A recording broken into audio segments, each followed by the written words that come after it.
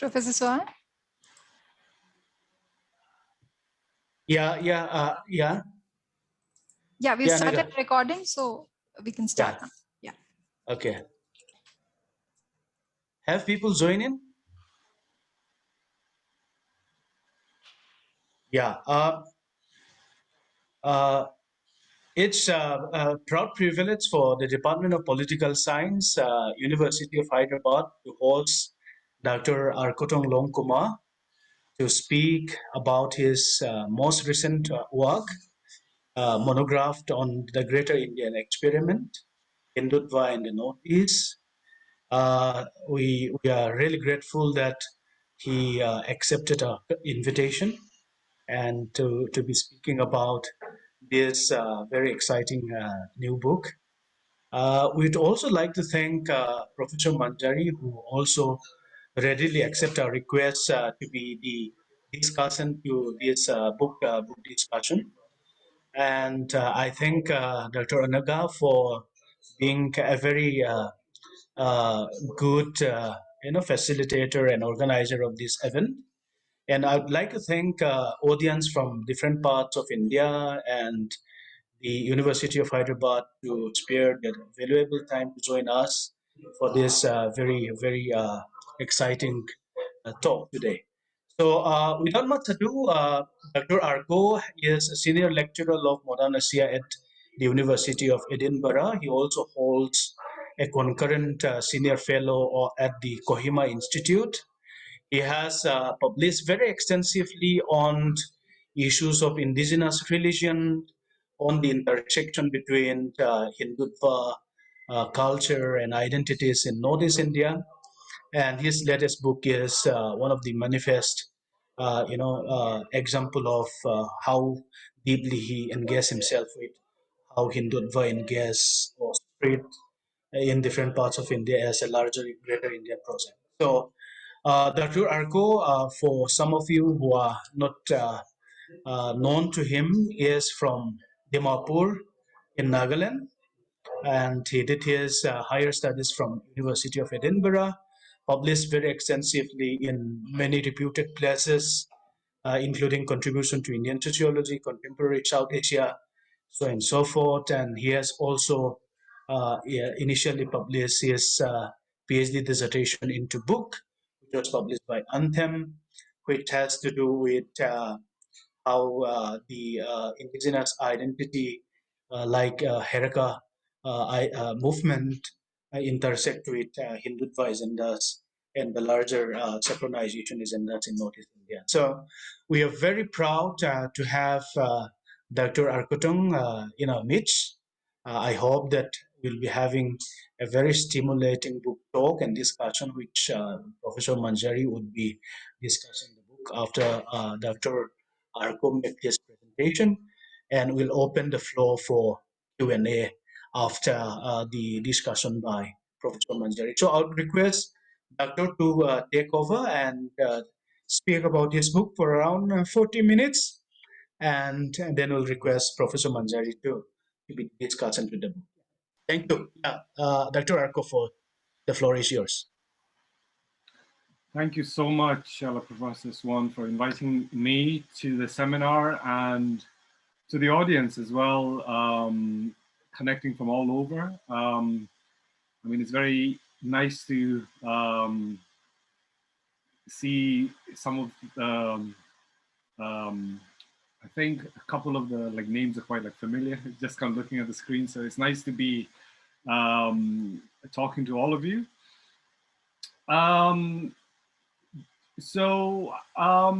Yeah, and thank you for also introducing the book. I think, yeah, it's been, just 1 second, my view is a bit strange here. So, yeah, it's been a couple of months now since it's been out, and it's quite interesting to look back at your own work, after a while, because I think, you come to a point when you just get quite tired of the, of your book. And then going back to it, I think it has been quite interesting, especially to prepare like for these talks. So in that sense, it's quite interesting to go back and read a couple of the chapters. So I would like to start off by emphasizing that the story about this book actually started quite a long time ago.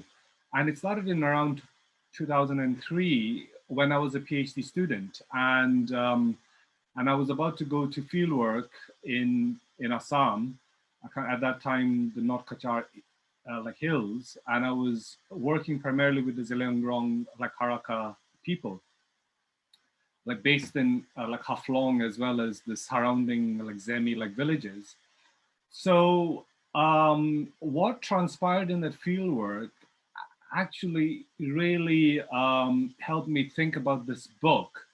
Now, when I was doing fieldwork in the, in these like remote like villages in NC Hills, now of course it's called like the Mahasal, but at that time it was called NC Hills. I came across like various Hindutva kind of activists, primarily the VHP, the Vishwa Hindu Parishad, as well as the RSS, the Rashtriya Swayamsevak Sangh.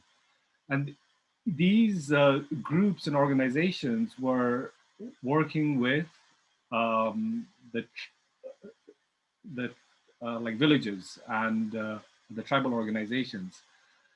So I was in this Zemi village, and I came across a school run by the VHP.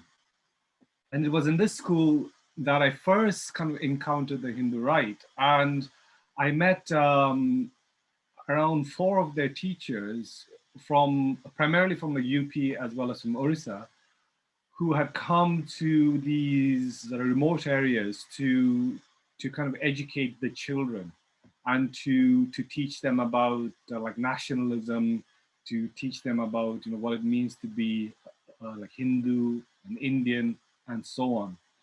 And at that time, this really sparked my interest. But then, I thought, well, I mean, it wasn't really important because at that time, my feeling, or people were telling me that, Hindutva, is only a flash in the pan, right? I mean, it's not going to come back, it's there, it'll like disappear. The villagers like will not accept them because their way of life and their ideology is not compatible with the tribal or the indigenous way of life in the northeast of India.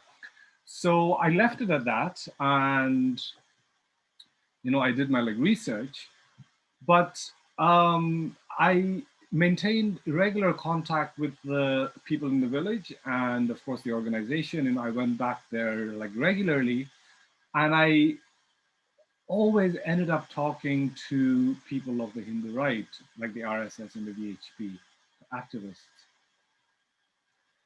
And I gradually found out that their activities were actually quite widespread. So it was not only in NC Hills, but like Assam, for instance, they had a large like base since the like 1940s onwards.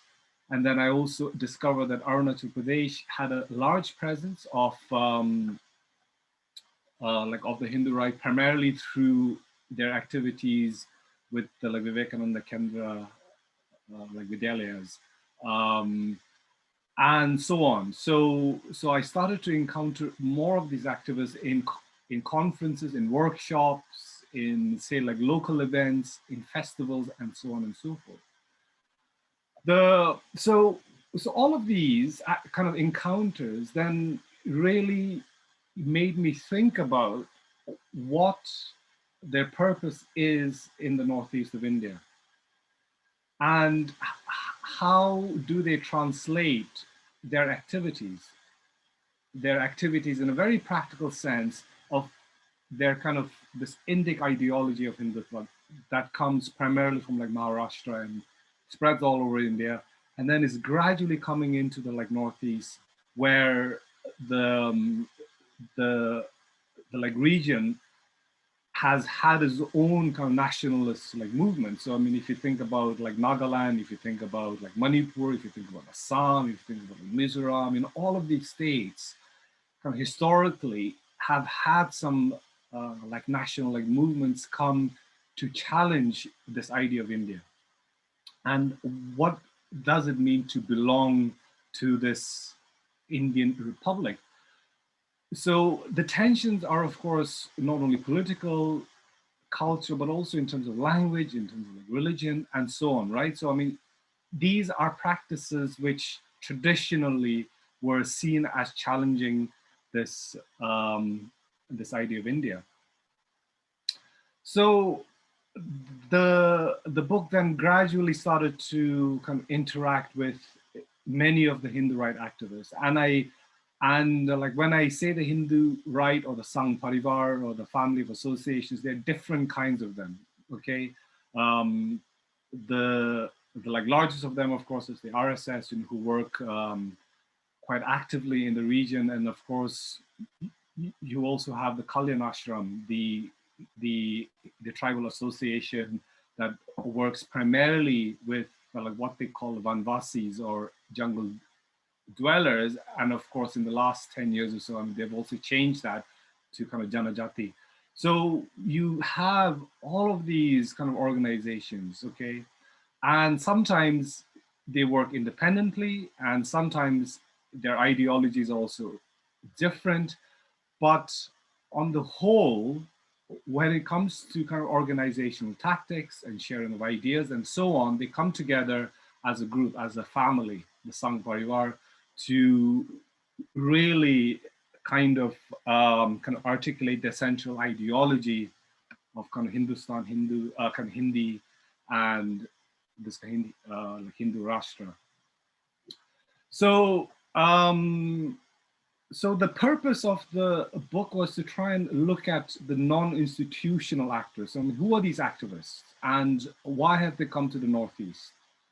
And so, I mean, I wasn't particularly interested in the sensational accounts of the RSS or the kind of VHP in the Northeast. And of course, the like newspapers and various like media outlets have done that, I think, especially after the elections of 2014 when the like BJP came to power, and particularly in Assam when they came to power in 2016. And then you see their activities grow, you know, all over the like region, from Arunachal Pradesh to like Nagaland to like Tripura, and so on. So you know, a lot of like media attention was there, you know, on their activities, but I quickly like realized that they tend to just skim the surface, and it was a very sensational kind of representation of the RSS, and you know, and their activities. So I gradually started to make contacts with the people kind of originally in NC Hills, and the great thing about my entry into these different Hindutva actors was primarily because of Indigenous Allies, and primarily because of the Haraka like movement, which, as you might know, is a non-Christian like movement that started quite early on with people like Jadunong, as well as Rani Gaidinlu and so on. And of course, like Gaidinlu is like venerated massively by the Sangh Parivar, I mean, including like Narendra like Modi. And of course, you know, there is a kind of interesting story that I heard. So when Rani Gaidinlu was touring places all over India, and she was often invited by the like VHP. And on one occasion, she was invited to like Gujarat, and then she went there to give a series of talks and to kind of organize events and to talk about her experience, you know, as a non-Christian in a largely Christian state of like Nagaland. And during this time, the like pracharak who was kind of in charge of taking like Rani, like guiding you along in like Gujarat, was like Narendra Modi.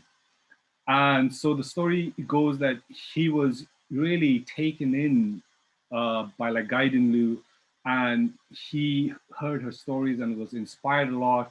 And then because of that, he traveled to the like Northeast, he toured parts of the like region. And then therefore, he has that very close association as well as intimate knowledge of the Haraka movement, like Rani Gaidinlu and so on. So when her birth centenary was celebrated in 2015, there was a huge event in like Delhi, and of course, like Modi gave a speech calling her the mother of the nation and so on. So that kind of intimate connection with the Haraka was something that really allowed me to gain access to the Sangh Parivar, and their like networks. And like many of the Haraka students were kind of educated in like RSS hostels and schools.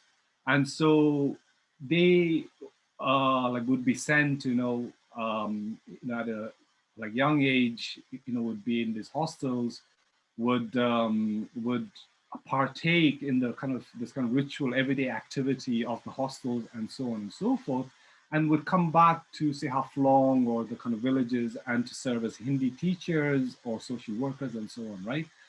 And what really amazed me for the first time was meeting in all these like Zeni like Nagas speaking fluent Hindi. And of course, if you are kind of aware of the like landscape in like Nagaland, people don't often speak like Hindi that fluently. They kind of like resist learning Hindi in school and so on, right? So here I was introduced to a group of students, who were so fluent in Hindi, and they kind of gradually introduced me to kind of VHP activists, RSS activists, telling them that I am an academic scholar who has done serious and proper work on the Haraka, and I've taken the like Haraka like movement seriously, and I'm trying to do the same with the Sangh Parivar kind of activists. So it was through them that I started to meet people, these various grassroots activists from all over the like region, and so that kind of serious undertaking was something that the Sangh Parivar, I think, also appreciated, because they told me on numerous kind of occasions that that a lot of the journalists come from like say like Delhi or like Mumbai or even Hyderabad, who knows, or like Bangalore, and they come in and they call them the helicopter like journalists. They come in, they extract a story, and then they go out and then they sensationalize it and they blow it out of the proportion and they exaggerate in all of them, right?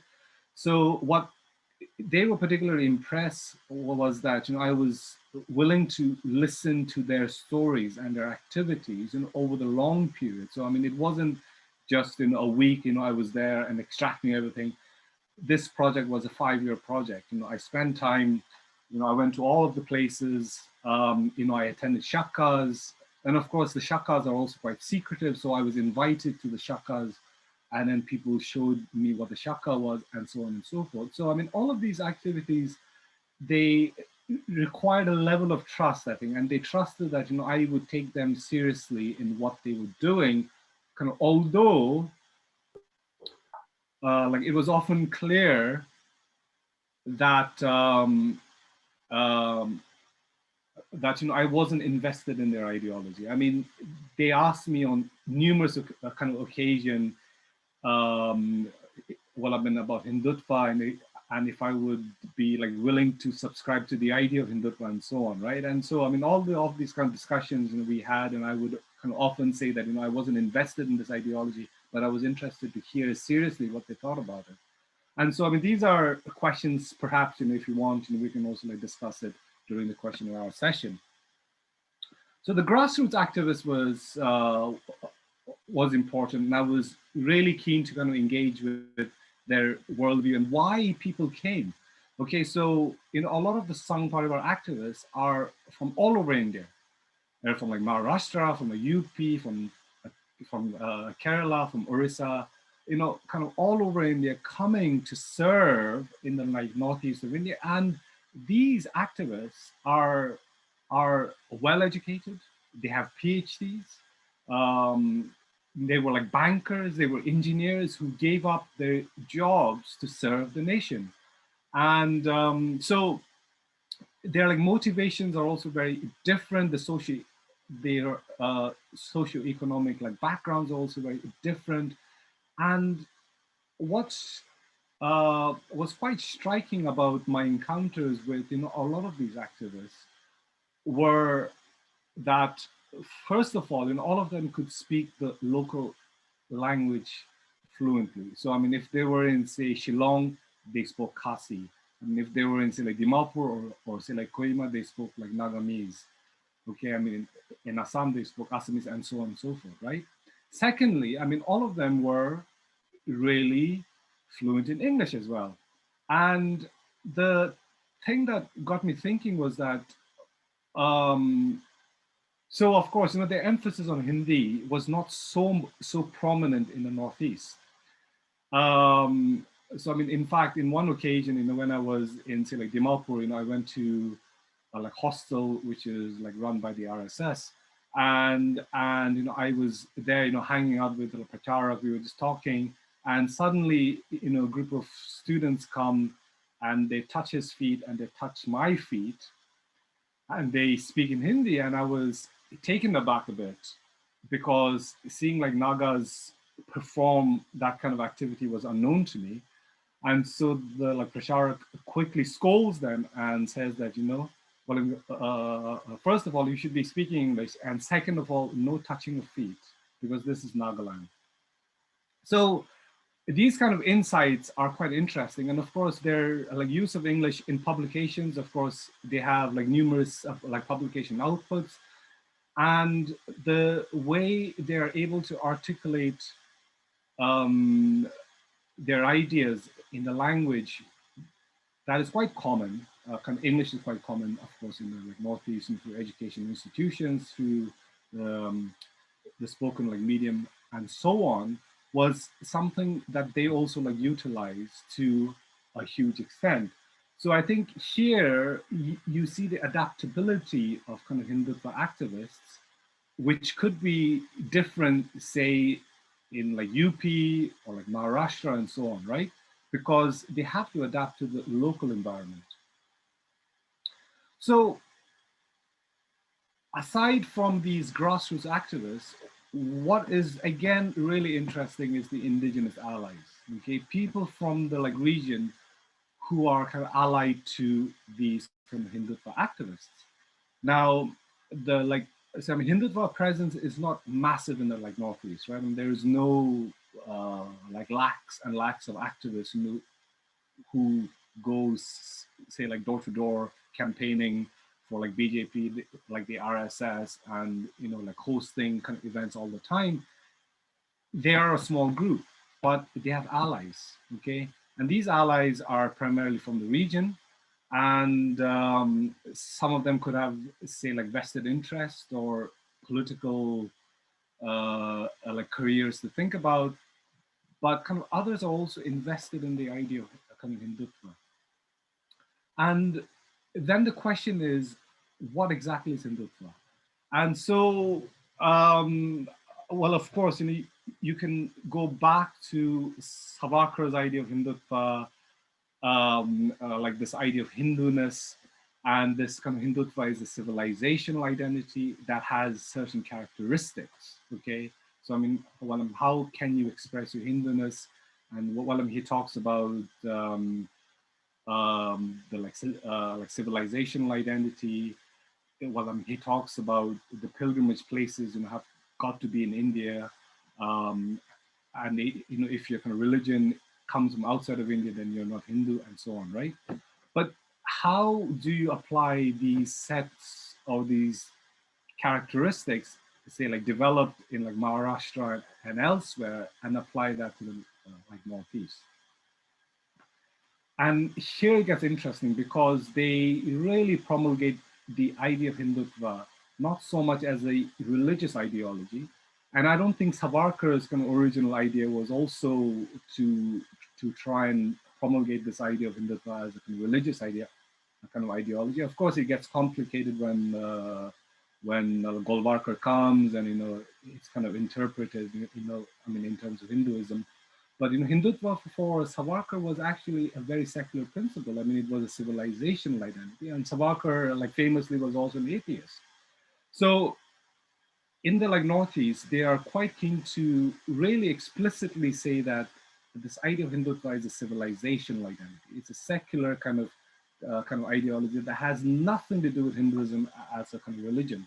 And of course, the individual, and sometimes, of course, there are slippages, and the activists will always tell you that this is a secular identity.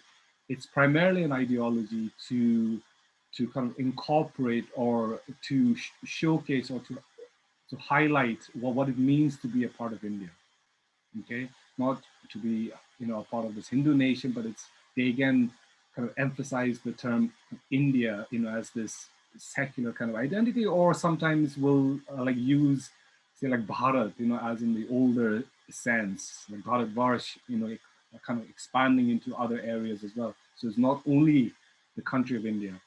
So I mean, Hindutva like ideology as a secular ideology then allows them to encompass the different religions of like Northeast. And here, so it's not, they encompass, of course, a lot of the indigenous traditions, the non-Christian indigenous traditions, but they also encompass Christianity within the ambit of Hindutva. And so in other parts of India where they're quite critical of like Christianity, well, in fact, I mean, one can argue that they're also quite aggressive, but in the like Northeast, they're quite nuanced and quite under the radar when it comes to the topic of Christianity, because they know that there are large populations, in the area that are largely Christian. So if you take into account large parts of Arunachal, like Nagaland, like Mizoram, Manipur, of course, like Nagaland, all of these places are places with a large Christian like majority. So they have to be quite careful in how they present themselves. So they present themselves as a secular kind of ideology, as a civilizational ideology of the land, okay? And they often use the term son of the soil. So they say that, people in the like Northeast are sons of the soil, and kind of excuse my like male like language here, but that's kind of a language that they use, sons of the soil. And because Hindutva is also an indigenous principle, right? It's off the land. Then they argue that the indigenous people of the like region and the ideology of kind of Hindutva complement, and they come together because we're all sons of the soil. Okay, and that's the argument that they often present in different encounters, and I've kind of experienced them in different places, from Assam to Tripura. I mean, in particular in Tripura, I've heard this a lot. So in order to encompass the people within this whole territorial civilization identity of Hindutva, then they bring up the idea of Greater India. So this idea of Greater India comes primarily in the context of the like Northeast, and how the like Northeast have like historically seen themselves as separate from like mainland India. Okay, culturally, politically, we're very like different. That's the argument. Our like food habits, our looks are also very like different. We are not Indic at all. And the Sangh Parivar then come to the like region and say, no, you are a very, very important part of India, and perhaps the like Northeast is the center of this Greater India. And they have these like maps in schools and in their institutions showcasing the greater kind of India. So Greater India kind of encompasses, kind of Afghanistan, much of the Himalayas, Tibet to some extent, and it goes all the way to say like Burma, parts of Southeast Asia, kind of Indonesia, and also in some kind of articulations like Mongolia is also included in this. So if you take into account this Greater India, then the like Northeast is at the center, because it connects both the Indic the Himalayan, and the Southeast, okay? And that's where you get this idea of the Greater India that really tries to centrally situate the like Northeast as the center, of its activities. And it is from the like Northeast that they argue that a lot of the cultural activities have happened and have spread. So I don't know if you're aware of, or if you had seen the the the this great pilgrimage, or this great like Mahabharata like story about like Krishna and no, is it like Mahabharata or the kind of Ramayana? Yeah, I think it is the like Mahabharata. Anyways, of like Krishna and like Rukmini story, which was enacted in like Gujarat in 2016, I think, somewhere around that period. I mean, I need to like look it up now. But what was really interesting about that story was that they argued that her Rukmini, or one of the kind of representations of kind of like Rukmini, was from Arunachal Pradesh, and yeah, I mean, they also kind of depicted in imagery this like Krishna, with the flute, and this like Rukmini as an Arunachali like girl, and then how Krishna took like Rukmini from Arunachal and went all the way to like Gujarat. So it was to kind of emphasize this like union of the West and the East. And of course, and what is also interesting in this story is that when Rukmini was going with Krishna to like Gujarat, then she had to get some of her clan's people to accompany her to like Gujarat.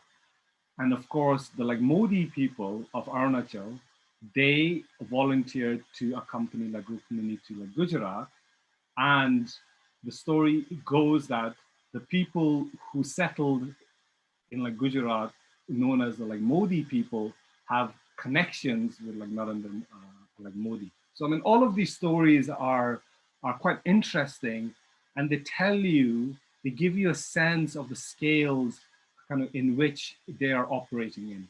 Okay, in terms of the kind of epics, the Mahabharata, the like Ramayana, but also in terms of the imagination of, say, like Bharatvarsh during that time, and they try and impose that, or they try and articulate that in the current political kind of environment.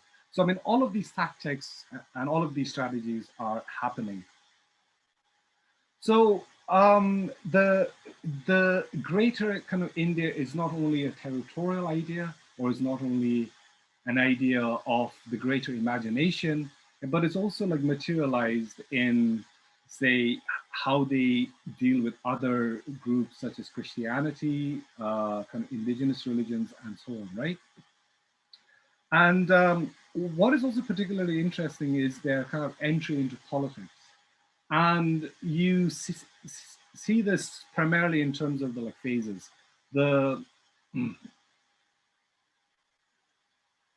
You primarily have the Sangh Parivar who are kind of involved in education, in social service, and so on, since around the kind of Indian independence time.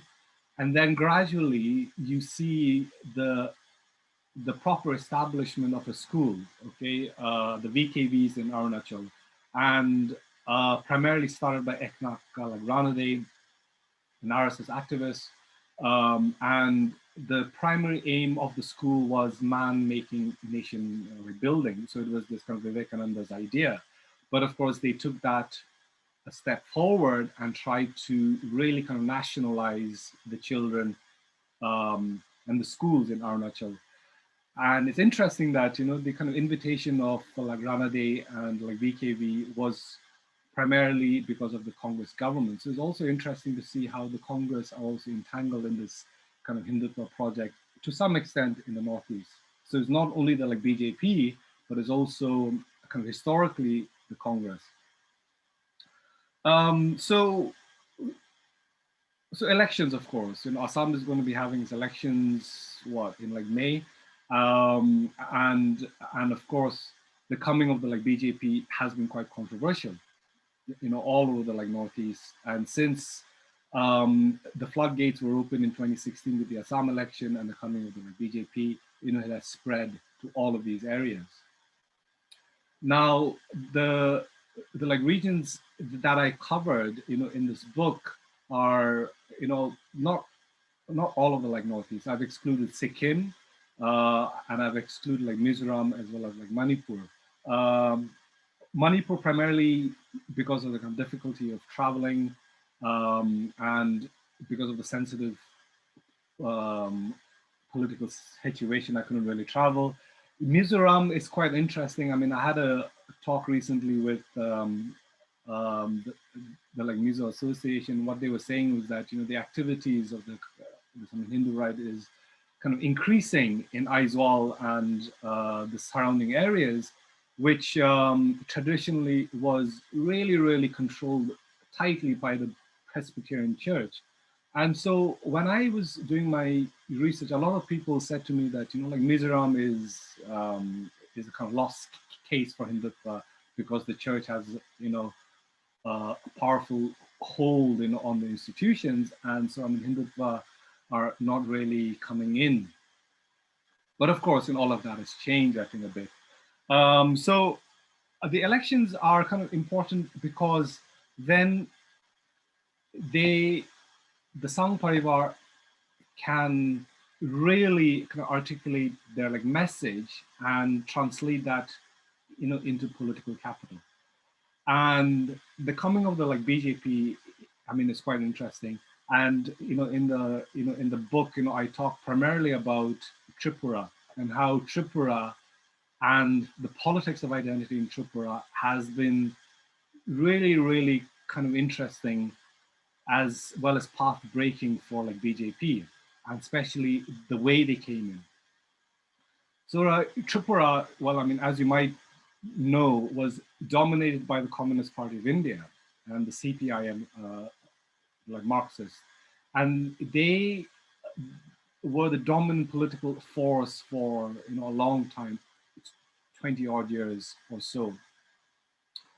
But trying to analyze the situation there and speaking to a lot of the indigenous peoples activists, so the Indigenous Peoples Front of Tripura, IPFT, and all of them, right? So kind of engaging with them, it was quite kind of interesting to see and to hear how they think about the threat of Hindutva coming in primarily through the BJP in Tripura. The Communist Party was the dominant party in Tripura, but what has happened over the years is that the Communist Party, they started off with really allying with the different indigenous parties and the different indigenous peoples movements. But what you see gradually is the changing of their base. So they started off with primarily with the farmers and with the working class populations and with the tribals, but then they shifted their base to the Bengali majority population. And of course, the history of Tripura, of course, is interesting because of partition. A lot of Bengalis came over from, well, at that time was called East Bengal. And then primarily due to the Bangladesh War of Independence in 71, all of them came over to Tripura, and then they became the majority population and dominated the social as well as the political, as well as the economic landscape. So and these Bengalis were primarily Hindu, from primarily escaping persecution, as they would often say, from a Muslim majority like Bangladesh. So they had nowhere else to go but to come to Assam, say for instance, or Tripura. Now, because they're Hindus, then the BJP needs to accommodate the Bengal Hindus within the broader landscape of Tripura, and the politics of it. because the Hindutva and especially the RSS argue that since India is the only Hindu country in the world, then we as Hindus need to give refuge and invite and protect those suffering political persecution elsewhere. And this is where the whole CAA stuff comes in. So the Bengali dominance of Tripura is such that the BJP cannot ignore them. Now the indigenous parties are also split in this. I mean, some of them are saying that, well, we need to ask for a different tribal state that is primarily dominated by the tribal people and call that Tripura land.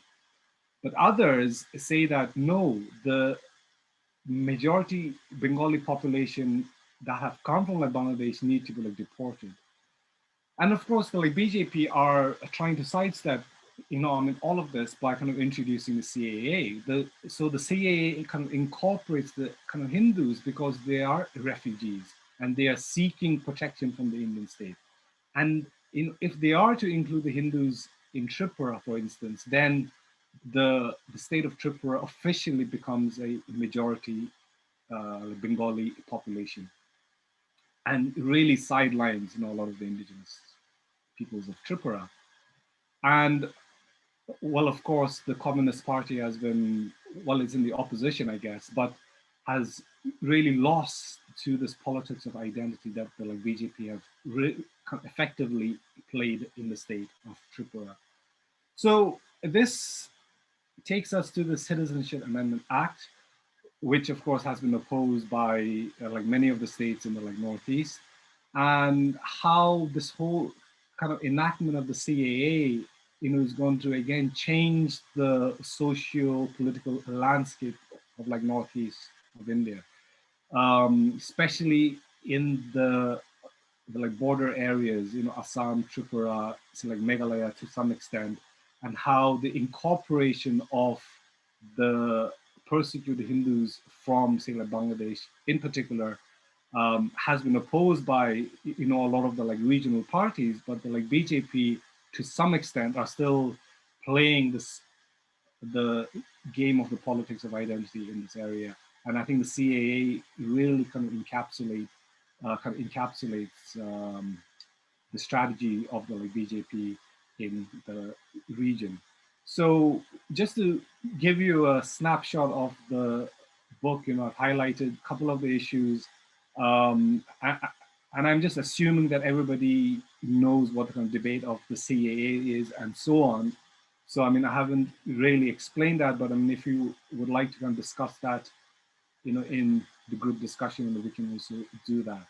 But I think I will end here and I will pass it on to Manjari to give me some comments and then we can open it up for discussion. Okay, well, thanks a lot.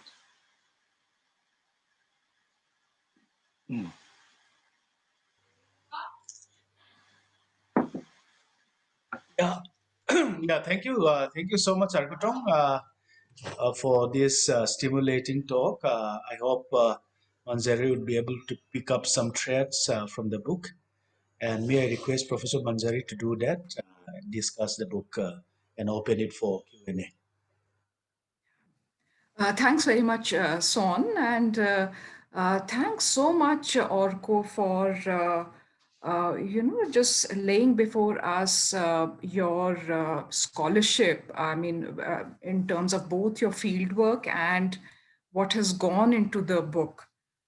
It was very fascinating reading the book, and I like the way you have brought together political science and anthropology in the work, and they blend beautifully, I must say. And it was very refreshing reading, going through the chapters and how you have put things together, and your work, which has been going on since 2003.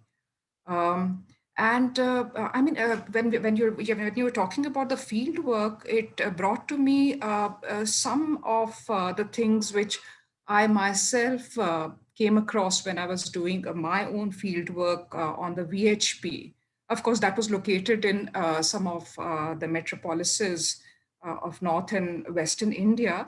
But, things like how the relentless work, the patient zeal in sort of, even if things are not turning out well for them, but the relentless work which they have been putting into trying to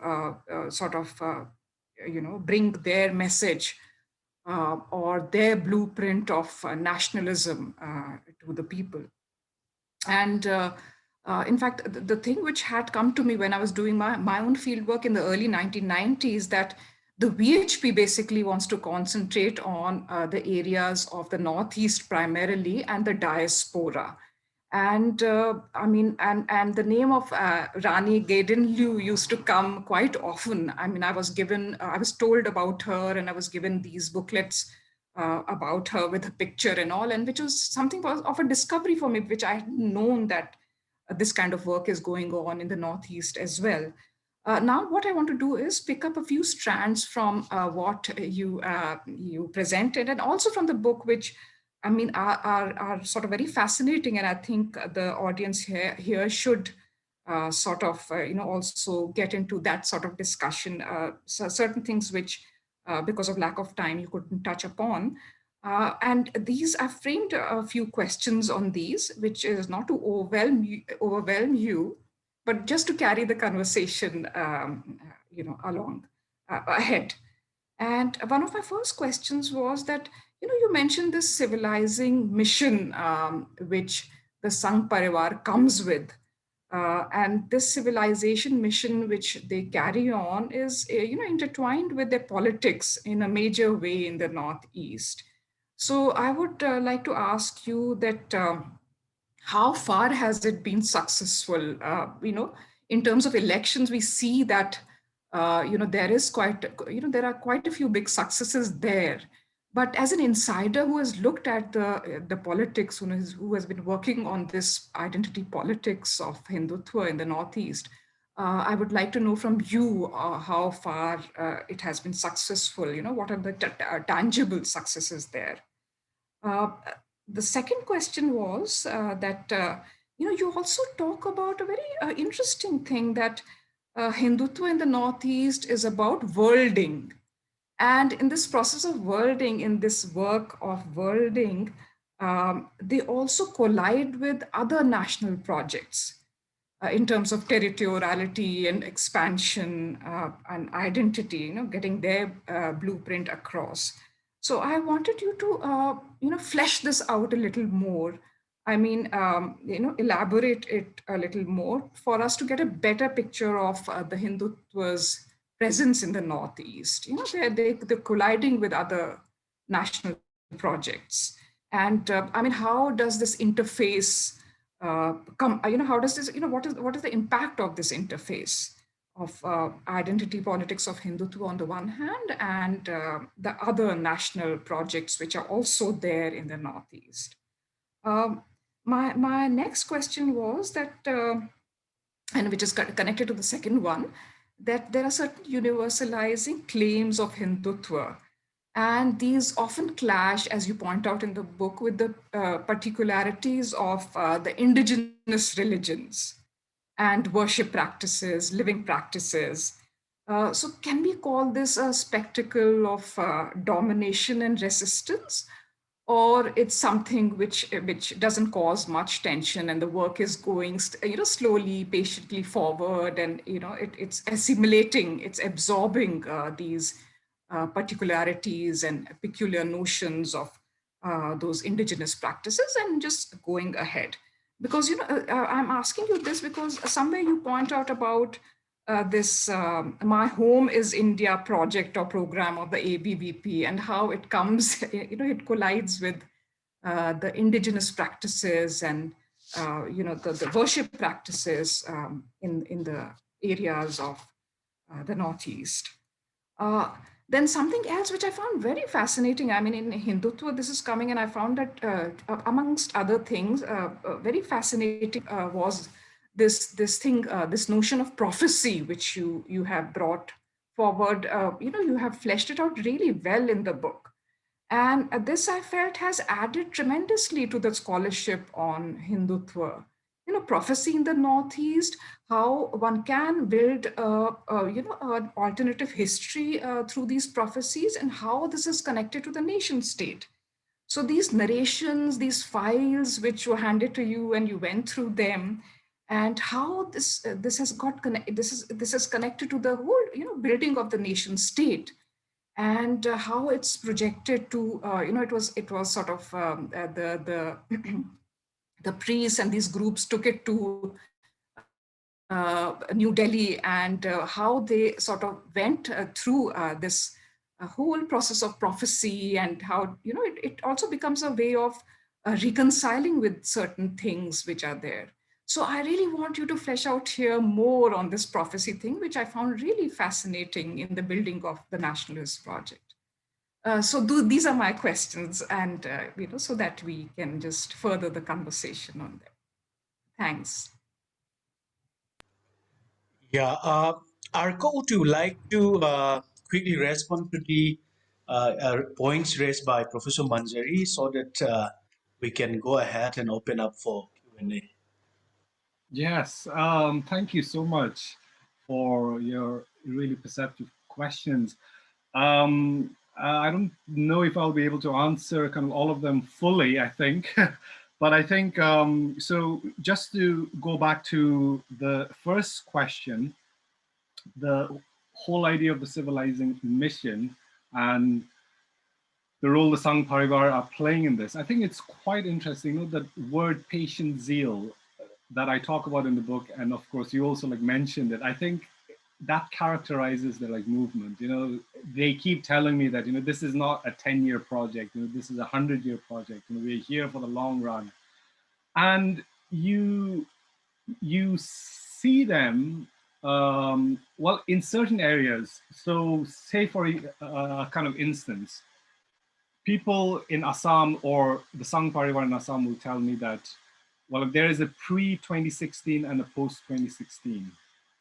So the pre-2016 was when the BJP was not in power in Assam, right? So I mean, all of them were quiet. They were just doing the work quietly, trying to be protective of their identities, to some extent quite secretive as well. And post 2016 is when they gain confidence, right? And they come out quite openly and they start, organizing, say, rallies. I mean, in Shillong, for instance, the Sangh Parivar organized a public rally, like the RSS did, with the whole khaki shorts and, and they paraded openly in a very Christian dominated city. So here you see their confidence and the way that they're portraying their identities, primarily because of the coming of the BJP and through elections, of course. So their civilizing mission is quite subtle, it's quite nuanced, it's quite long-term. And I think you do see some successes, I think. And the way that they are able to work with their indigenous allies and the way that they're able to articulate their ideology of Hindutva, in that secular civilizational term, I think is translating. And I think, a lot of the people are kind of recognizing that. And I talk, for example, about a Catholic woman, from Arunachal in the introduction, Jamuna, I mean, I call her that. And she talks about how she can maintain her identity as a Christian, as well as subscribe to this idea of Hindutva. Because Hindutva is a civilizational space. I mean, it's about patriotism, it's about speaking Hindi, it's about engaging in nation building, doing social work and so on. And privately, I mean, she can attend a church, practice of Christianity, so it doesn't come in conflict. And that's the kind of this Hindutva worlding that I know I've been trying to talk about, this kind of Hindutva becoming, which is an important part of their civilizing mission. And I think that is going to take a long time, but I think some successes are there. And I think the politics and the electioning, I think, are quite interesting. I think Um, and of course, I'm speaking to an audience of political scientists, and of course, you would be able to tell me much better, I think, in terms of elections and the structures of elections. But I think, well, at least anthropologically, what I found out was that a lot of the BJP presence. I mean, aside from Assam and Tripura, I think, where to some extent it could be ideological, they tend to kind of ally with various indigenous parties that form this alliance, against the Congress. And so in Nagaland, you see them allying with both the NDPP as well as the NPF. And these are the two parties in opposition in Nagaland, but centrally, I mean, they're kind of allied to the BJP, which is interesting. So of course, the BJP chose the NDPP kind of over the NPF. And you see the same thing Manipur as well. And the role of governors, I think, is quite interesting here, because I mean, if you see Meghalaya as well as Manipur, where the Congress actually got the majority, but were not invited to form the governments by the governors. So it was the minority and the NPP in Meghalaya who had the outside support of the non-Congress parties, including BJP, but people see it as a BJP government, right? Even though it's the NPP and it's a small regional party, they see it as a BJP government. So it's the perception. And people also argue that there is, in the Northeast, as well as kind of other parts of India, I'm sure, that there is that kind of center, regional kind of synergy. And, if the center is BJP, a lot of the regions will also turn BJP. Classic example is Arunachal. The entire Congress changed overnight to BJP and became a BJP government. So to some extent, I can see that it's a politics of convenience, primarily because the Northeast is dependent heavily on central subsidies and central funding, that they have to have that kind of synergy and alliance with the center party. But equally, people have also said to me that if the Congress comes to power, then all of them are going to shift back to Congress. So I'm not entirely sure how deep kind of ideologically invested these parties are in the politics of BJP and Hindutva, but to some extent, it is also a politics of convenience. But in another context, like in Assam or in Tripura, I mean, I think there are ideological concerns and kind of ideological investment in having the BJP in government.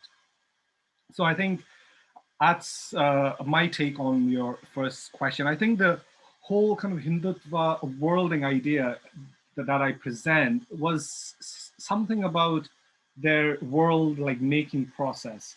And I came across, this Pracharak in Arunachal, Pradesh, who said to me that, Hindutva is primarily about any people who believes in the ideology of the soil. So I mean, you can include the entire world in that, right? I mean, basically.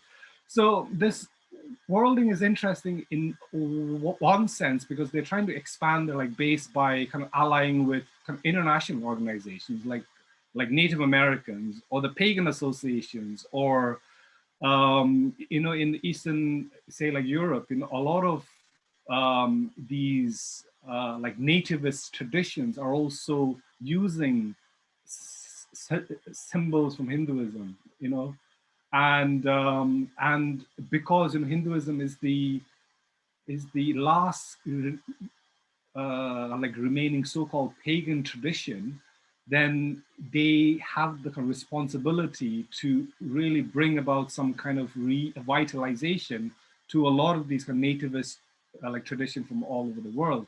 So in that sense, they are also active transnationally.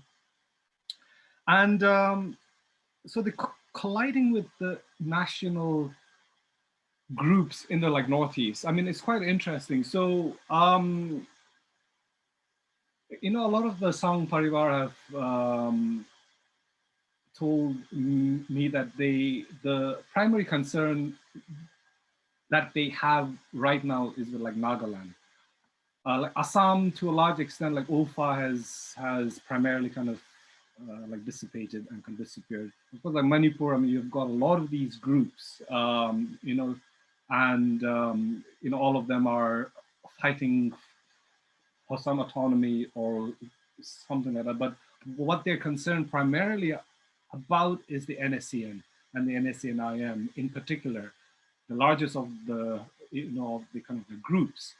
And what is interesting is that they have shifted, you know, a lot of their focus from the NSCN to the NNC. Now, going back historically to the first Naga nationalist movement, and they tend to give importance to the NNC and not so much the NSCN. And they talk about how, you know, a lot of the NNC people were actually like nationalists.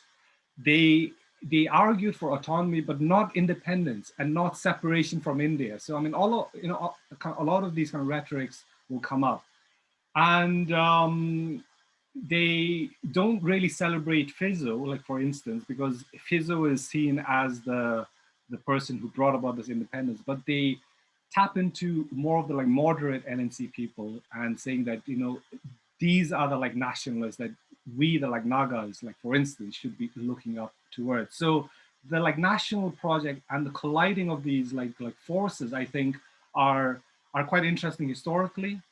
And I think, you know, a lot of the different kind of indigenous peoples like movements through, say, the ULFA, the NSCN, the NNC, and all of that, you know, also been quite aggressive towards the Sangh Parivar in the past.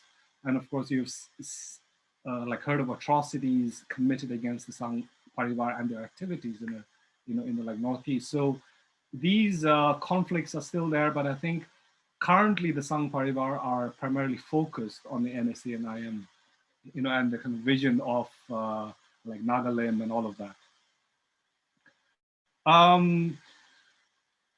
What is interesting with the whole kind of universalization claims of Hindutva and how they are manifested on the ground is, you know, a lot of the indigenous traditions are what like Romila Thapar calls the syndication of Hinduism, and how, you know, the certain elites in the kind of 19th century were trying to reform Hinduism and syndicate, you know, Hinduism as a kind of institutionalized practice that can be consumed, that can be understood like coherently. And I think the same thing is happening with a lot of the kind of indigenous like movements and kind of indigenous religious traditions, primarily by the RSS and the like VHP, are funding a lot of these groups to really institutionalize themselves, okay, to make their practices more coherent so that they can fight Christianity. And you see this in, say, the like visual elements that I talk about in the book. And there's a kind of organization called like Rang Phra in Arunachal, and how they had this competition to come up with an image of a like deity. And it was, the competition was spread in all over the schools, and children, and all of them had to come up, you know, with an image of the like deity, this like Rang Phra. And so they came in, and then the president of the Rang Phra Association, you know, and the like, committee, and then the RSS, the VHP, and all of them, they chose an image, okay? And they chose an image that looked very much like Shiva. So you see the way the kind of visualization process is happening. Of course, and there are other examples, you know, all over. So you have a kind of acquiescence to the dominance of the Hindu right, you know, amongst these non-Christian indigenous movements, but also at the same time, people are also like resisting. And you see this in, say, like with the Haraka. Now the Haraka is currently not split, but I mean, there are tensions because there's a camp that wants to be really close to the Hindu rights because of like Rani Gainenlu, and because of the like VHP, and because of like resources and all of that. And there's another group that wants to kind of distance themselves from the Hindu right, because they say that, you know, our identity is kind of indigenous, and we don't need this Hinduization process coming into our practices. So I think the two are there, yeah, and they go hand in hand. The prophecy stuff is quite interesting, and I think that's the chapter that took me the longest to craft, I think. And I was trying to figure out how does that fit in with this book. And I mean, I like your idea of the alternate like history, and I think that was the intention of this, was to present an alternate like history of how these different prayer like warriors and how they come up with these prophecy files. So they see something, or like God speaks to them, and these prophecies are kind of like written, okay? They're typed and they are sent to the press, and they're also faxed to the Prime Minister of India. So I was going, how do you fax these things to the Prime Minister of India? But what they were saying was that, you know, like we don't care if they actually receive it or not, but the whole process of sending it, okay, that is what is more important. And these prophecy files are quite specific. I mean, it tells that, you know, if India does not grant independence to like Nagas, then the country will fragment. And well, there'll be kind of insects will come and, you know, harm the crops, you know. So I mean, quite specific prophecies to do with how the Indian state should respond to the Nagas. And I think in that sense, the prophecy files allows us to think about how a very like marginalized community can also craft a particular version of their history and challenge the Indian nation state to see it from their perspective. And I think it's that whole subaltern like movement, but also, I mean, in a sense of taking like Christianity and prophecy seriously. So I think, you know, that was my primary kind of intention, and how these prophecies are also fulfilled. I mean, it's not simply them saying that here's a prophecy, and if you don't like follow it, you know, this is going to, this might happen, this might not happen. But they also show you how these prophecies have been fulfilled. And that's the key, I think, that kind of this idea of fulfillment and how they come, you know, into political practice eventually. Thanks, Orko, for answering those questions. Now over to Suan. You know, Yeah. Uh, thank you, both of you, for that very stimulating as well as illuminating discussion. We shall now open the floor for question and answers. So maybe we'll take a couple of questions and then go for another round of Q&A. So is there any question? Please be specific and pointed to the extent possible, direct to the speaker, and Dr. Arko would be taking a set of questions and we'll move to the next. Yeah, please go ahead if there is any specific question on the presentation and on the readings of the book. Hello, am I audible? Yeah, you are. Please go ahead, Sovin. Yeah. Uh, uh, yeah. My question is to Dr. Arko. Sir, do you think, I mean, the many self-conscious indigenous people in many parts of the Northeast, they are deliberately allying with the Hindutva forces because they think they don't have the capacity to fight it uh, with their own resources to this threat of Christianity? I mean, the so-called threat of Christianity. That's my question, sir. If I could make myself understood, could you please Yes, answer it? yes, thank you. Yes, I think that's a question that is quite kind of important, I think. See, I mean, it's interesting. And someone from Arunachal can correct me if I'm wrong. The whole process of introducing the like, Vivekananda Kendras in Arunachal and to really close off Arunachal to say the kind of the like Christian like missionary influence was to protect the population from say like Christianization and to protect them from anti-national activities. So the RSS and the like military in particular, the Indian like military, especially after the Indochina like war, where kind of India was embarrassed, And so, along the like border, you have a lot of Indian camps and, like posts. And what people have said was that because of the Indian like military presence in Arunachal along the like border, their like uses of Hindi has improved, as well. So of course the kind of military element is also kind of important to take into account. But the whole protection of Arunachal Pradesh from Christianization and to keep them as kind of nationalist Hindus has largely failed, I think. And a lot of Arunachalis will also say the same thing to me, and they've said it on numerous occasions that they established the VKV and they closed off the borders and they made it illegal for missionaries to come and proselytize. But what you see is the growing number of Christians in Arunachal. And people have even suggested that, it could be almost 70%, though it's not official and it's not admitted like by the state, but the presence of Christianity, especially from the state of like Nagaland, what they do is that they train these Arunachali pastors and Christians in like Nagaland, and then they send them like back out to go and proselytize. And of course, the like Mizos all, well, I'm like also involved in this. And because it's their own people proselytizing, then it's not seen as illegal.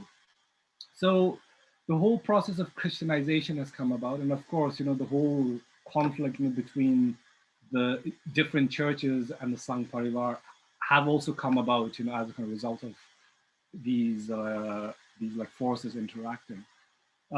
So I think, yes, I think a lot of the indigenous movements feel that they have to kind of reach out to a dominant, a more powerful kind of like movement or like force to really help them. And I think to an extent, the Sangh Parivar takes advantage of that and comes along and kind of helps them out.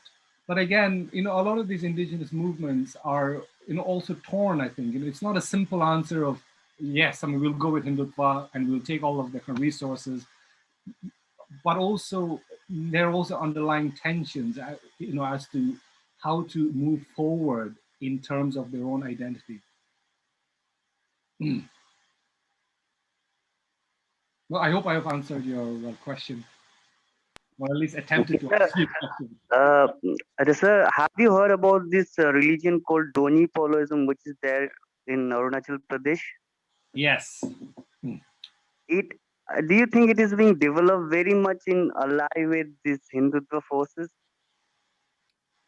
I don't really know the answer to that. I think you would have to ask someone who's an expert on that. I've just generally seen it, observed it. They're institutionalizing their practices. They are trying to preserve it. And I think, it is, well, it is an effort coming from like within. I don't think we should also kind of dismiss these indigenous activists as constantly falling prey to Hindutva like forces. I think people are also consciously realizing that they have to preserve and protect their identities, regardless of like Christianity or Hindutva. Yeah, thank you. I think Nilanjan has a question, so you may please ask. Yeah, Nilanjan, please. Good evening. Am I audible? Yes. Yeah, you're fine. You're fine. Yeah. Thanks, Professor Arko, for such a lucid presentation. I have particularly two questions. One question is about the two sets of institutions operating in the Northeast. One is which you have described, the institutions of Hindutva and the Sangh Parivar. And there is another set of institutions associated with the Hindu religion, but they are not associated with Hindutva as such, like the ISKCON and the Ramakrishna Mission. So what do you see in the differences among the impact of both these organizations? So that's one question. And my second question is like, when these institutions of Hindutva are operating in the Northeast, what is the reaction coming out from the local traditional social and political elites? So these are my two questions to you, sir. Okay, so the presence of ISKCON and Ramakrishna mission, I think, yes, I mean, that's an important question to ask. And I think it is quite important to kind of distinguish these groups from the Hindutva or the Sangh Parivar groups. The Ramakrishna mission in particular will not associate themselves with the Sangh Parivar in some contexts. And they see their activities as primarily social work, right? I mean, you know, they're helping the poor, the tribes, in establishing hospitals and schools and educating them without much of an ideological push towards, you know, like becoming Hindutva or kind of anything like that. So I think in that sense, they are quite separate. And the people in the like Ramakrishna mission in some of the places have been quite critical, you know, of the RSS. I mean, I was in the, well, I mean, even amongst the, say, like Vivekananda Kendra kind of institute people, I mean, like, you know, they see the RSS as very brash and they come in and they try and take over everything and they try and impose their ideology on everybody. And the people like, say, like Vivekananda Kendra, as well as to some extent Ramakrishna, they are about softer kind of Hinduism, right? I mean, they're primarily about not proselytizing, but doing the good works and trying to show their identity through their good works. But in Arunachal, what is interesting was that there is a lot of entanglement between the like Ramakrishna like mission and the like Vivekananda Kendra like Vidyalayas and the different Sangh Parivar organizations. And people have said that when there is a common event that is trying to propagate or trying to celebrate, you know, say a certain like festival or a certain event, then all of them come together. Yeah, and all of them share kind of resources. But in terms of the civilizing like mission, the like Ramakrishna mission is not particularly involved in that. You know, they're primarily a social kind of organization that established. So I think it's important to make that kind of distinction. And thank you for like bringing that up, because I don't want to like represent all the Hindu like groups in one broad brush as coming together with the Hindutva. The second question, could you repeat the second question? Sorry, I mean, I just like forgot it a bit. Sir, my second question was, as these forces or institutions are operating of Hindutva are operating in the Northeast, what has been the reaction from these from the traditional local social and political elites? Okay, so the local social and political parties or kind of institutions?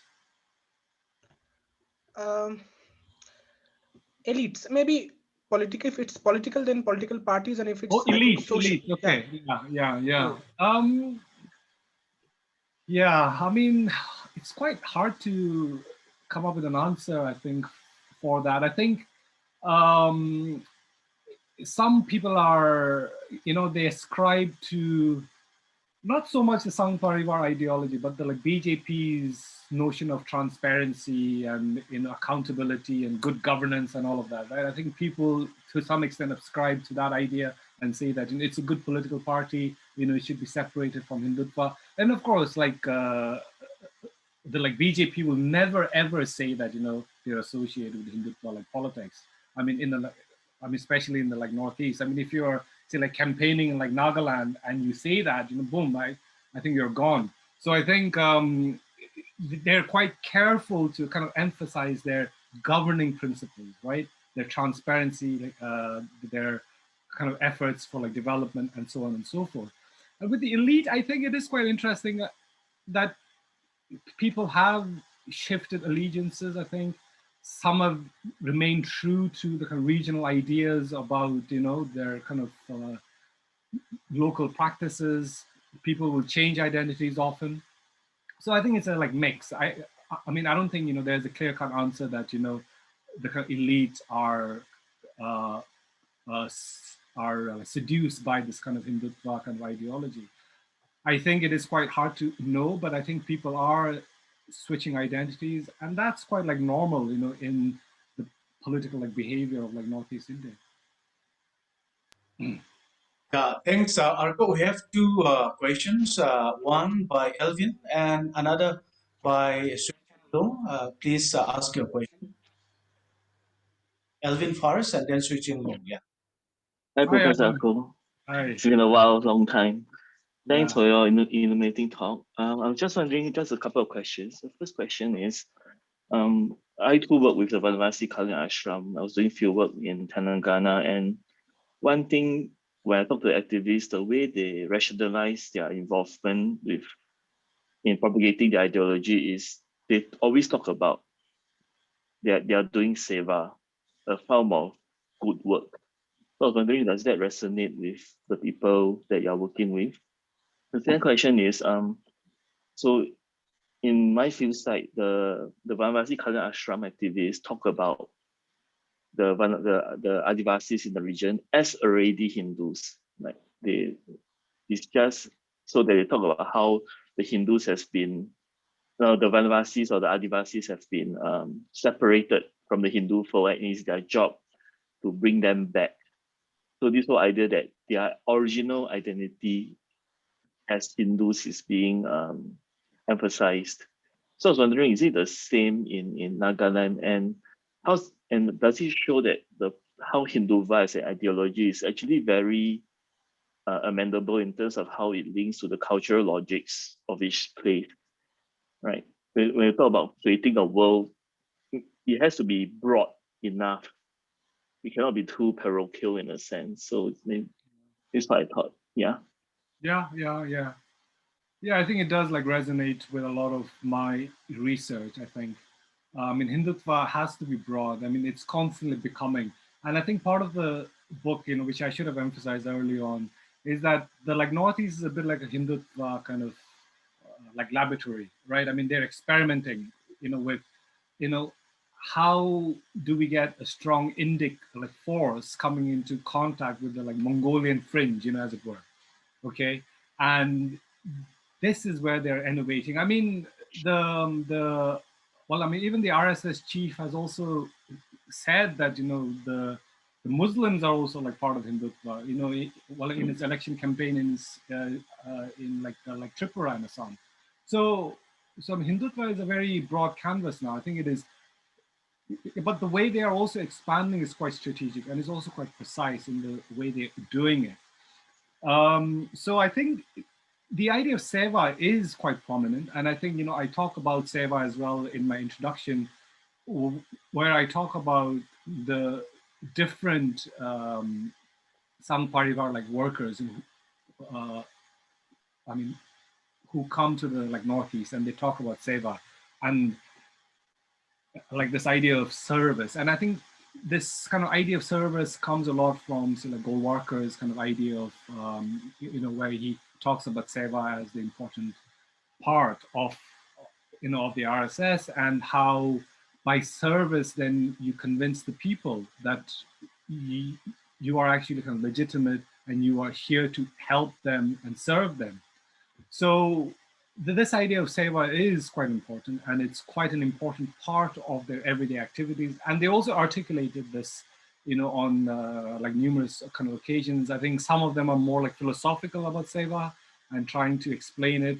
And well, there was even one person who said that, you know, if you are trying to explain what Seva is, then it's not Seva. Okay, so it's quite like Zen-like kind of idea.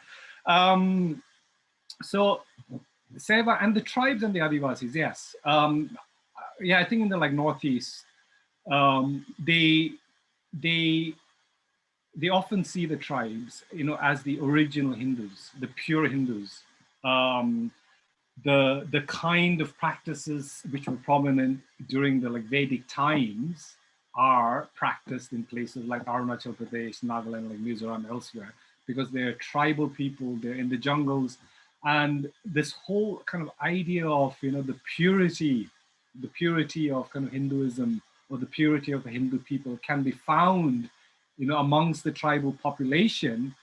I mean, it's well, it's an old idea. I think it's an idea that has come through the ages. I think, and the RSS and all of them have just adopted it.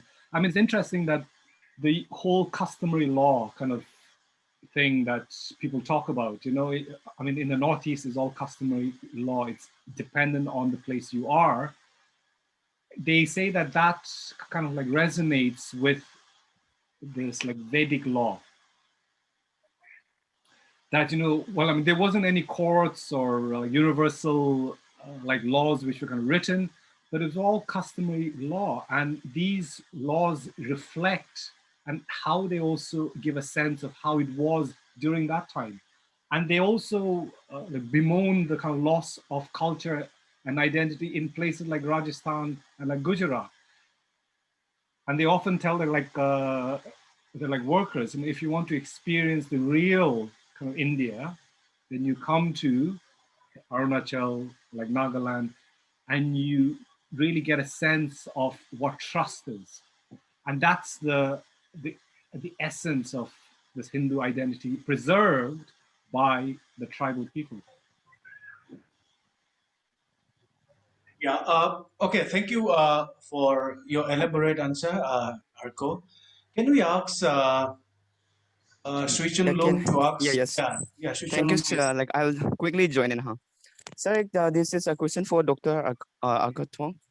I won't deny the fact that Sir has elaborated about the presence of this Hindutva ideology in some of the indigenous religion through RSS and Kalyan Ashram. Maybe in the case of this Doni Polo religion in Arunachal, maybe Heraka in NC Hills, or maybe including TRC in some of the Northeast state. I wouldn't deny the fact that how Hindutva or maybe the ideology operated through those indigenous religion. But my question is, sir, what about the threats that we have been receiving from Christianity? Because we have talked about the saffronization in the Northeast, but how about this evangelization, if not the Christianization that had been going on in Northeast India? Because like to give you an instance and examples about Nagaland state, because we have heard of this Nagaland state has been declared or called as Nagaland for Christ. So I think that is again totally what we have been practiced in even in the constitution or the context of a country India. So not only even recently, I'm not sure about it, but I have heard somewhere in the Kohima where a particular building they had been dedicated for Rani Gadilu. After it had been built, the building has been again not properly run because of the against that have been come from the Christian missionaries in the states. So based on it, though we have talked about these threats from Hindutva, and how about these threats that have been there in the Northeast indigenous community from Christianization or Christian religion? Arko, we'll just lump this together with two more questions. I hope you would be willing to take up. One is by Aswin and another one by Biakthanga. So, Aswin, can you just flag your question to Dr. Arko, please?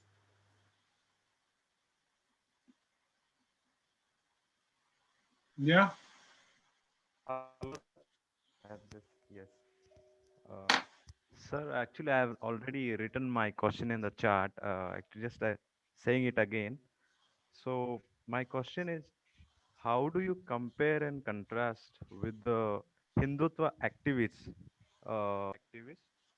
and the again it's actually the previous question actually includes my question, the Christianization of the tribals by the Christian missionaries.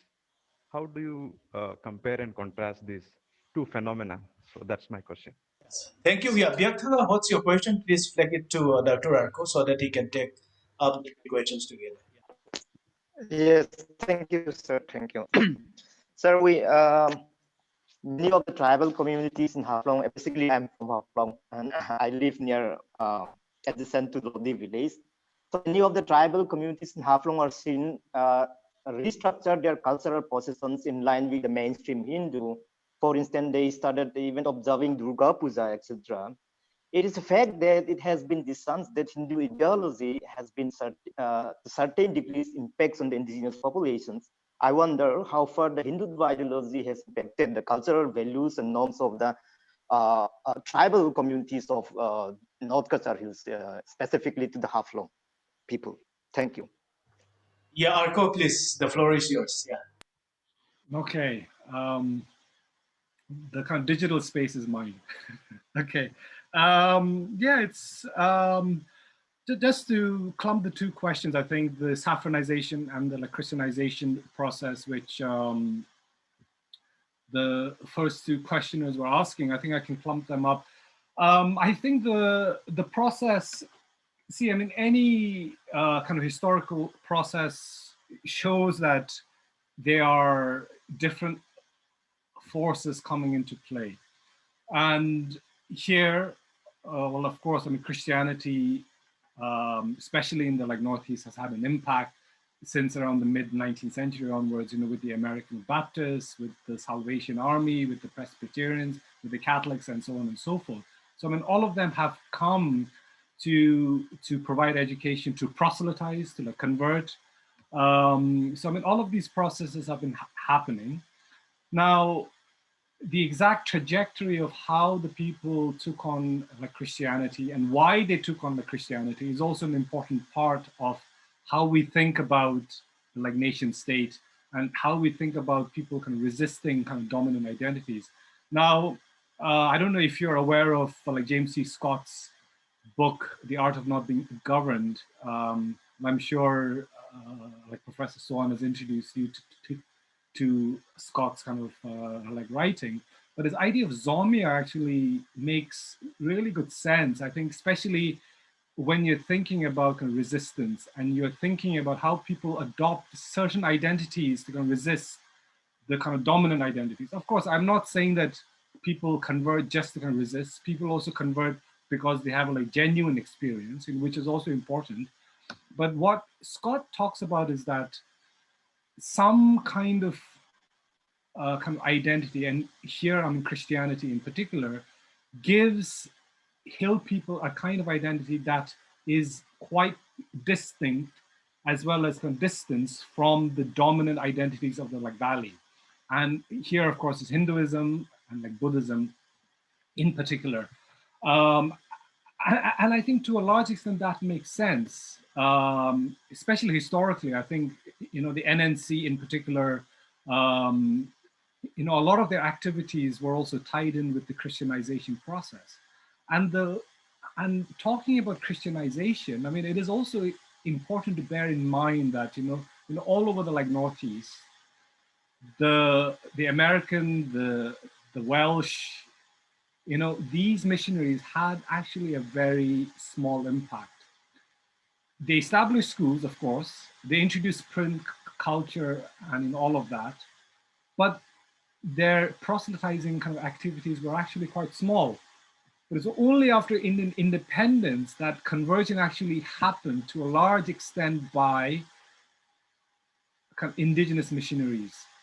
So the like Mizo like missionaries and went to kind of NC Hills, as well as the Khasis also like came to Assam, and the like Nagas went to Arunachal and kind of Assam and so on. And so, I mean, it was primarily a kind of local kind of phenomenon. Okay, so I think that point is important to bear in mind, is that it's a local effect. And I think like one can theorize as to why that is the case and why people took hold of like Christianity and not Hinduism or like Buddhism or Islam. And I think that has something to do with their perception that the Indian state was primarily a Hindu state. And the whole kind of militarization process that happened, you know, after Indian independence in the like Northeast, I mean, it's still, you know, upside is still prominent. Large parts of the Northeast are still kind of militarized, and all of that has given a perception of the kind of hegemony, you know, of the kind of Indian stroke Hindu state trying to impose, you know, in that like region. So I think that Christianity really helped, you know, in giving that kind of identity. So, see, I mean, I'm also critical of the whole proselytization process of the Christianity and the forceful tactics that they have employed in the various places. And I've seen it with my own eyes as well, and especially in like Haraka, like villages, you know, I've seen that. So I think, so I think it is important to like balance that out with the saffronization process as well. And I think to a large extent, a lot of the saffronization process or the way the RSS and the Sangh Parivar are, you know, are active, they also like mimic the Christian institutional structures and specifically the Catholic structure. And they've also like mimicked that, and their kind of social service, they also like mimic the Catholic church's kind of activities of like, going into like populations, like learning the language, appreciating the culture, and working with those set of circumstances. And I think to some extent that has also happened with the Sangh Parivar. Now, the whole process of saffronization and Christianization, you know, I'm not here to judge, and you know, I'm not saying that, you know, like one is better than the other, or like both of them are, you know, I'm just observing the process of how this is happening as neutrally as possible. So looking at the Sangh, and here, of course, the like book is primarily on the saffronization or the Hindutva process. I'm observing how they're making inroads through their activities, and that is what I'm trying to emphasize. The other question, what was the other question? I'm sorry, I was in that like zone and I completely like forgot that question. Yeah, the Haflong one. Yes. Okay. Right. Yeah. The Durga Puja and all of that. Well, again, you know, as I've said earlier, you know, especially with the non-Christian population, I think, you know, there are differences as well, and there's also some are pandering to the Hindutva like audience, and the others are trying to kind of distance themselves from it. So I think the whole celebration of Durga Puja, say for example, or even say this Amavasya, or even going to the pilgrimage in say like Kachar to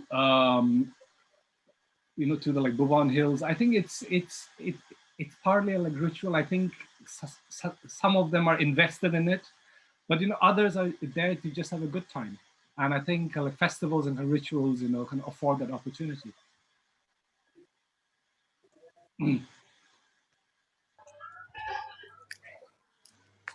Yeah, Dream, you have your hands up, so please go ahead. Yeah.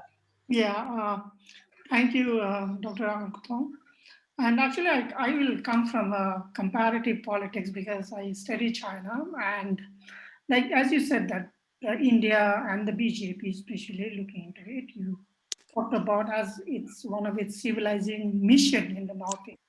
So at the same breath, I would also ask you, how do you see both India and China trying, sometimes, many a times, they are very critical of the Western institutions process in both India and China. Like, and they try to debate or argue on India and China being distinct civilization and states. So as you have visited or, you know, given a talk to the Chinese audience, so when you pose this project in China or when you spoke to the Chinese audience, so were there any queries on such instances or such understanding? Thank you. Yeah, thank you. I think the Chinese audience were particularly interested in this idea of Greater India, and they saw that as resonating a bit with this Chinese dream or China dream that they often talk about, and how their notion of like governance, of aspiration, you know, economic prosperity, political power, and so on and so forth are tied in with their like vision of China as expanding. And I think, you know, Hindutva activists are also quite kind of aware that, you know, they say that Indian civilization and Chinese civilization are the two longest continuous civilization, unbroken civilizations in the world. And the two countries have a lot of responsibility to to showcase and to highlight, the importance of maintaining and preserving your identity. But I think there is a kind of obvious, what's the word? Not fear, but I think caution towards China, primarily because they see China as also, another power in this area. And so the way that they can maintain or protect the Indian kind of nation state is the kind of boundaries or the kind of borders of the Indian nation that touch on China. So, I mean, a lot of the Northeast is seen as a very border kind of area, right? In Arunachal, and if you take into account Sikkim, is not even recognized by China, or if you take into account, like Burma, with a lot of Chinese influence and so on and so forth. All of that, they're plainly aware of that. And I think the level of discussion, at least, I mean, especially with the Chinese audience as well as with the Sangh Parivar audience, is primarily about cooperation.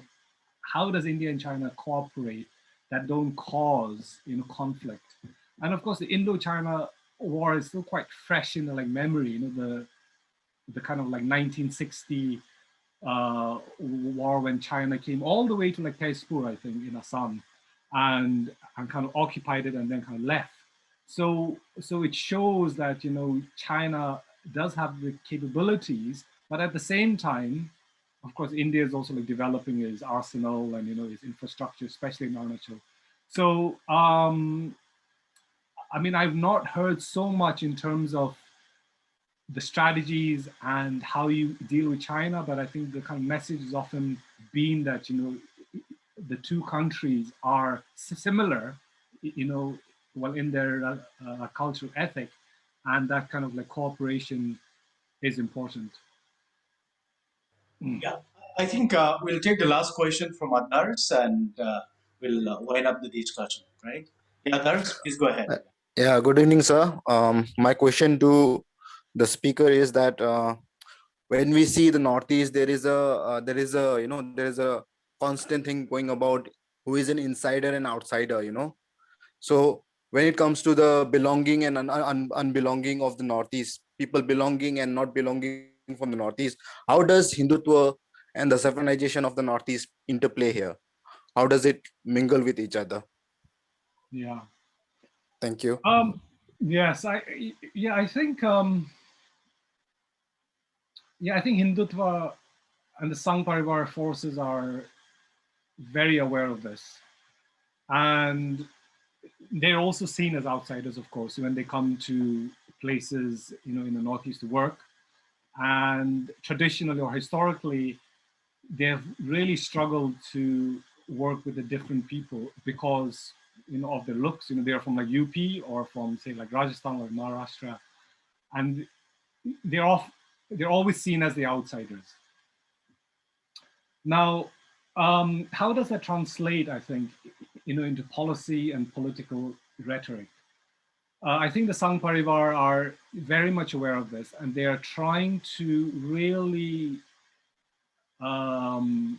bring the region within the overall understanding of India. So, I mean, anybody has the right to kind of own property, say, in the northeast of India. I mean, that's their argument. And of course, in the northeast, the customary law is quite strong. So in places like Nagaland, say, for instance, no outsider can own clan traditional land. The ILP is still, in place. So for Indian nationals to enter, say, the northeast, then you need the inner line permit. So the Sangh Parivar are trying to take all of this away, or well, at least in theory, and that's what they have told me, is to scrap the ILP and to change the way we think of a customary law, so that just as an Assamese or Mizo can own a property in Delhi, similarly, someone from there should be able to own property in, say, Aizawl or Kohima. So that should be this kind of natural kind of order of balance across in all of India. So they do kind of recognize that, but the process is slow because they are aware that, you know, the people will not come to this idea kind of immediately. And so the process is ongoing. I mean, I don't have a black and white answer to that, but I think especially in a context where the Indian state has been quite hegemonic, you know, in the like northeast of India, especially through the Armed Special Powers Act and all of that, and the whole like militarization of the like northeast, then people are, of course, suspicious of any outside force that comes in and tries to sell their idea. So I think in that context, like we need to also appreciate why like being an insider and outsider is such an important part of this process.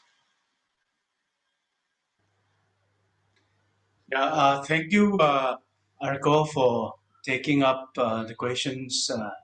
Very exhaustive. I hope you enjoy as much as the audience did. Is there any last final comments from the event coordinator, Anaga? No, Professor Suan, that's all, I guess. Thank you so much, Dr. Orko. And it was really nice having you. I think both the students and the audience got to ask all their questions and you answered them in a lot of detail. So I think we should wrap it up here then.